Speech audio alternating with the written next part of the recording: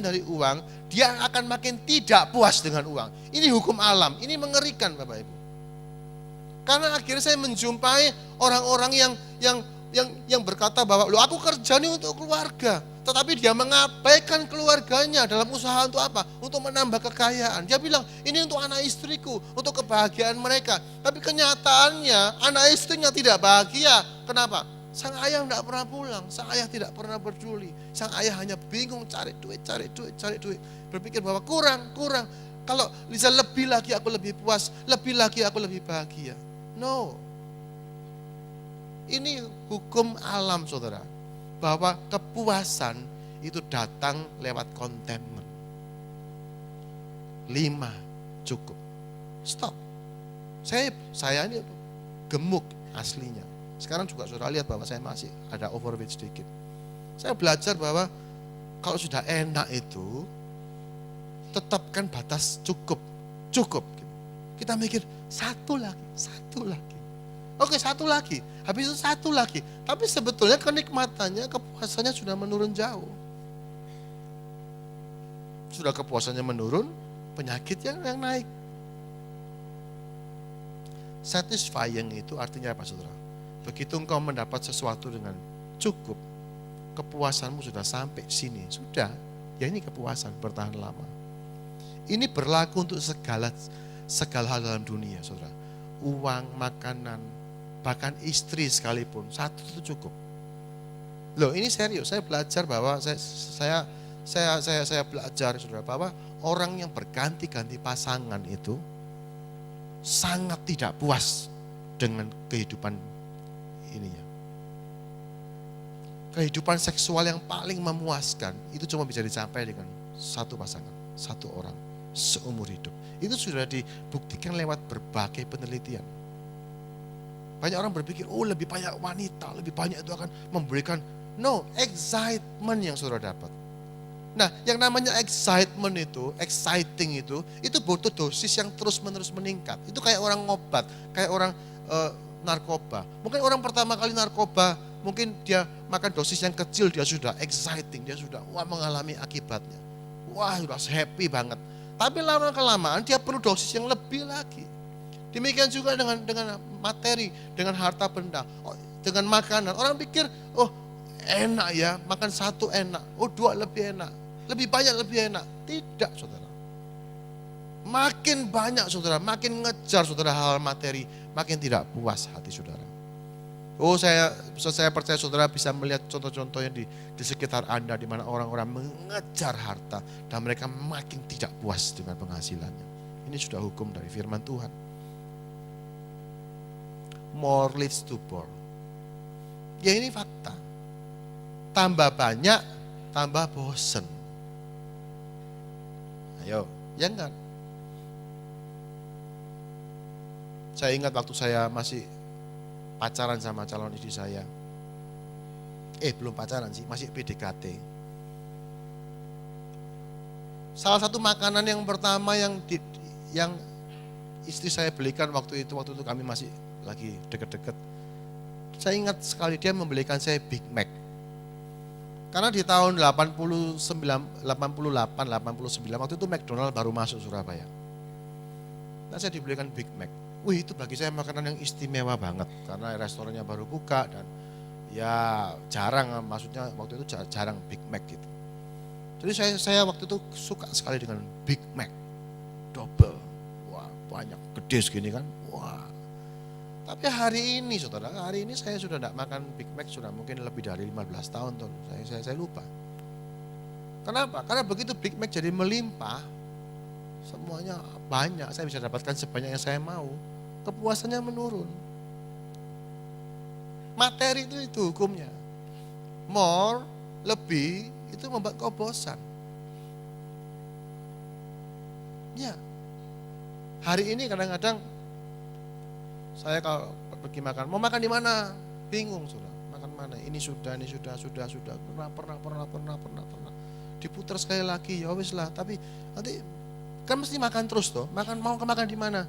Wis sembarang. Akhirnya begitu. Saya kalau diajak makan sembarang wis. Karena apa? Karena Jujurnya dengan semua makanan yang tersedia di sekitar kantor saya itu saya sudah bosan. Karena apa? Karena saya bisa menikmati justru pada saat saudara bisa mendapatkan sebanyak-banyaknya. Pada saat yang sama semuanya menjadi membosankan. Saudara baca kitab Pengkhotbah itu kitab yang realistis tapi menyedihkan. Pengkhotbah ditulis oleh seorang yang sangat kaya, seorang yang paling berhasil pada zamannya, hidup di alam mimpi lah istilahnya, karena apapun yang dia mau dia bisa dapatkan. Dan kitab Pengkhotbah penuh dengan kata-kata kemalangan, kesia-siaan.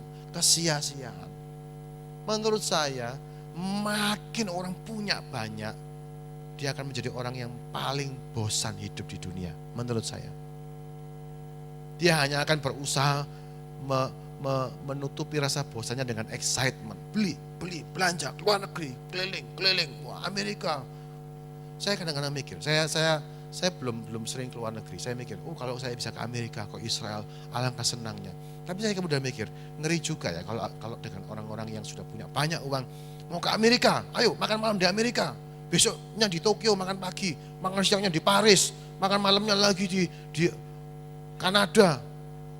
Lek orang sudah kapasitas begitu, saya mikir, kalau dia bosan dia kemana gitu ya. Liburan, kita liburan kan, kalau saya liburan ngomong mikir ke Bali aja udah seneng gitu. Tapi orang sudah liburan kemana? Eropa, bosan. Korea, bosan. Tiongkok, bosan. Amerika, aduh tambah lagi Amerika.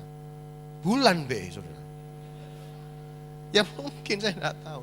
Tetapi jujur saya kadang-kadang membayangkan kalau saya mencapai titik itu, alangkah, kalau saya tidak ngerti contentment, alangkah menyedihkannya hidup saya. Saya punya begitu banyak hal, tapi saya tidak puas.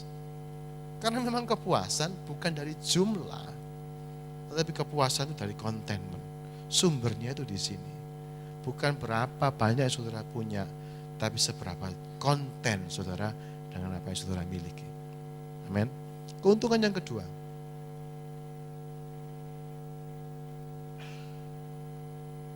Tadi satisfaction, yang kedua ini enjoyment, kenikmatan saudara. Ini kan yang kita cari sebetulnya, untuk menikmati.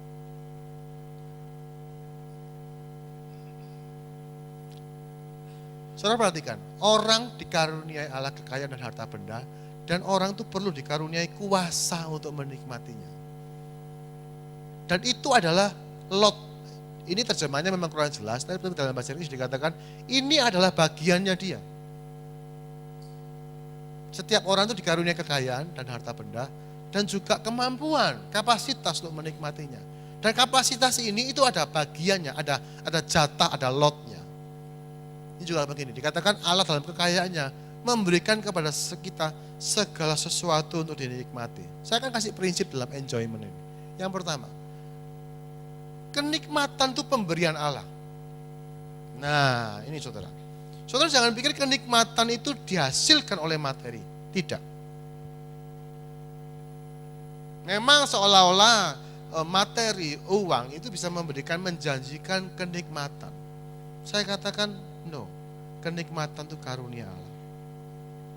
Tadi di kitab Pengkhotbah tadi dikatakan enak tidurnya orang yang bekerja. Terjemahan yang lebih baik adalah orang pekerja bawahan itu tidurnya lebih enak. Kita bisa melihat kuli-kuli tidur di atas kerikil, saudara. Saya pernah lihat truk bawa kerikil, itu orang-orang yang bagian yang bekerja itunya, dia tidur nyaman di tengah matahari, di mukanya ditutup kain di atas kerikil, dan dia tidur dengan begitu nyaman. It's a gift. Dan saya mendengar dari satu teman, saudara, ada satu pengusaha yang kaya di Indonesia. Saya tidak akan sebutkan perusahaan apa, saudara mungkin juga sudah pernah mendengar ini. Pengusaha ini sangat kaya, sangat berhasil. Perusahaannya luar biasa gedenya. Tapi untuk tidur, dia membutuhkan 5 tukang pijat, saudara. Dia hire 5 full timer untuk pijat. Yang harus memijat dia selama dia tidur malam. Begitu pijatannya berhenti, dia akan bangun. Dia tidak bisa tidur kalau tidak ada orang yang pijitin dia. Jadi dia punya 5 tukang pijat full time yang harus berjaga sepanjang malam gantian mijitin dia. Memang ini contoh ekstrim. Saudara mungkin mengatakan, wah duitku banyak, aku tidurku enak. Puji Tuhan, itu pemberian Allah, saudara. Itu pemberian Allah. Dan dikatakan setiap orang itu punya allotnya. Kita ini manusia terbatas, kemampuan kita untuk menikmati sesuatu itu ada batasnya. Tadi saya bilang soal sate babi. Ya itu tadi. Ada satu titik di mana bukan makin nikmat, tapi makin tidak enak. Nah alangkah malangnya kita, kalau kita mengejar, makanya kita ngomong, kalau orang itu mengejar harta, orang itu mengejar kurang, kerja keras. Orang seperti itu akan sangat malang, akan sangat menyedihkan keadaannya. Kenapa?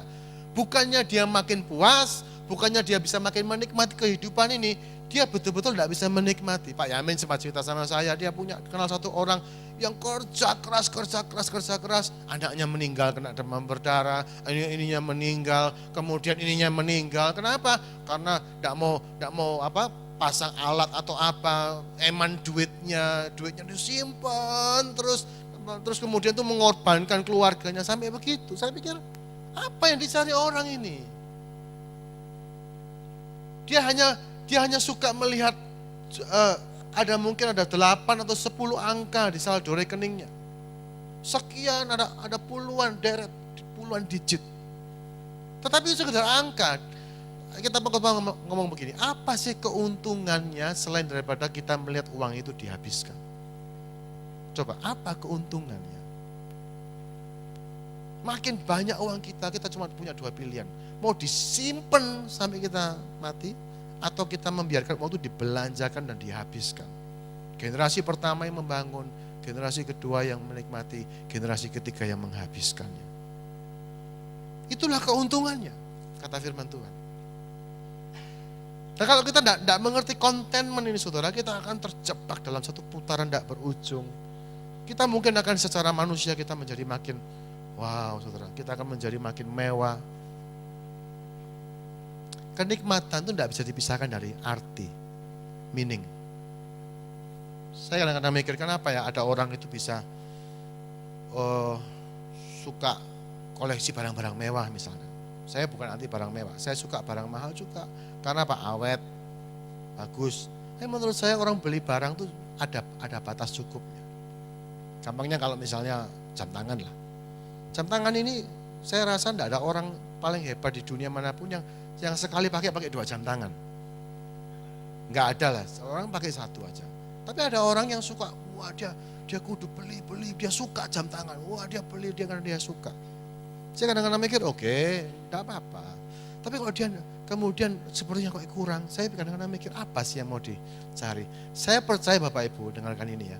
Saya percaya bahwa yang dicari orang itu sebetulnya bukan enjoyment. Karena materi itu enggak bisa enjoy. Lebih ke arah meaning sebetulnya, arti, keberartian. Kalau saya pakai Rolex pada hari ini, saya bisa mengatakan, hey, I am successful. Aku ini orang berhasil. I mean something. Itu dia. Itu yang dikejar orang. Kenapa orang kemudian membeli barang yang paling mahal, membeli gadget yang paling baru dan segala macam, membeli yang ada TV 3 dimensi, saudara, dan ada itu. Kenapa sih? Itu meaning. Yang dicari orang itu apa? Arti sebetulnya. Arti, bahwa aku ini berarti, bahwa aku berhasil dan aku ini berarti. Tetapi saudara, dalam hukum ekonomi aja, arti itu akan makin hilang di tengah jumlah. Yang tidak berarti itu tidak akan nikmat lagi. Misalnya sate babi tadi. Coba saudara bayangkan, kalau misalnya kita semua suka sate babi, oke saya makan dulu. Wah, saya gigit, sisanya saya kasih saudara. Makan, ayo ini enak banget. Sisanya saya itu saya ambil gigit, ini enak banget. Saudara tidak akan mau makan itu. Walaupun saya jamin kalau saudara makan sate itu rasanya nggak ada yang berubah. Nggak ada racunnya, nggak ada bakterinya, nggak ada apa-apa. Rasanya 100% masih sate babi yang paling enak itu. Tetapi artinya berbeda. Kalau saudara makan sisa saya, artinya saudara menghina dirimu sendiri. Dan dengan arti yang seperti itu, dengan makna yang seperti itu, yang nikmat itu jadi nggak nikmat lagi. Nah yang namanya arti ini, ironisnya itu akan lenyap dengan makin bertambahnya jumlah. Makin banyak, makin tidak berarti. Ya kan? Jadi kita ini terjebak. Kita berpikir bahwa makin banyak, kita akan makin puas, makin enjoy. Enggak, saudara. Kita akan makin muak sebetulnya. Dan makin semua akan jadi hambar. Kitab Pengkhotbah ini ditulis oleh orang yang hidupnya sudah hambar. Semuanya sia-sia. Untuk apa orang berlelah-lelah? Semuanya itu sia-sia. Ngapain orang kerja? Oh, mati ya enggak bahas apa-apa. Begitu. Hambar hidupnya. Kenapa? Karena dia hidup dalam kelimpahan yang begitu rupa. Yang nulis ini diduga kuat adalah Salomo. Yang istrinya pun sampai 1000. Itu saudara hambar akhirnya. Semuanya jadi tidak berarti lagi. Begitu saudara hidup dalam, saudara berusaha memuaskan dirimu dengan hal-hal yang bersifat materi. Maka pada saat yang sama, saudara kehilangan meaning. Saudara kan kehilangan makna. Tidak ada artinya lagi. Bagi saya misalnya, kalau saya bisa, saya ngalami dulu waktu kami awal-awal menikah, uang belum banyak. Bisa berlibur di hotel, itu sudah sangat meaningful. Saya ingat kami cari kesempatan untuk ngumpulin duit untuk bisa nginep di hotel 2 malam. Hotel yang agak bagus di Surabaya. Enggak jauh-jauh di Surabaya, karena kami tidak punya transport. Nginep di hotel agak bagus 2 hari, rasanya meaningful banget. Hari ini, kalau bisa enggak usah nginep. Gitu. Pergi pagi, pulang sore. Udah bosen, karena apa? Sudah sering. Begitu makin banyak jumlah, makin sering. Jadi enggak berarti lagi. Ini ironisnya kehidupan Bapak Ibu. Sebab itu contentment akan memberi saudara keuntungan yang sangat besar kalau saudara tahu bagaimana saudara bisa cukup. Cukup itu seberapa saudara? Begini, saya tidak bisa buat kebatasan, oke, orang Kristen tidak boleh punya sepatu lebih dari 5 pasang. Enggak saudara. Menurut saya enggak begitu. Cukup itu ada batasnya. Ada batasnya menurut saya, saudara tentukan sendiri. Kalau saudara penghasilanmu sangat besar, boleh nggak saudara punya villa, punya kapal pesiar? Boleh. Silakan. Asal saudara tahu prinsip ini. Kapan cukupnya? Kalau saudara nggak, kemudian oke, kapal pesiar 1 nggak cukup, 2, mau 3, mau 4, mau 5. Saya nggak mungkin mencegah saudara, tapi saya ingin katakan bahwa kepuasan saudara, kenikmatan saudara akan makin menurun. Nanti saya yang akan nikmati kapal pesiar itu lebih daripada saudara. Iyalah, kalau dapat pinjaman villa, aduh, saya yakin saya kalau masuk villa yang bagus di luar kota, saya yakin 100%, saya lebih menikmati villa itu pada hari itu daripada yang punya.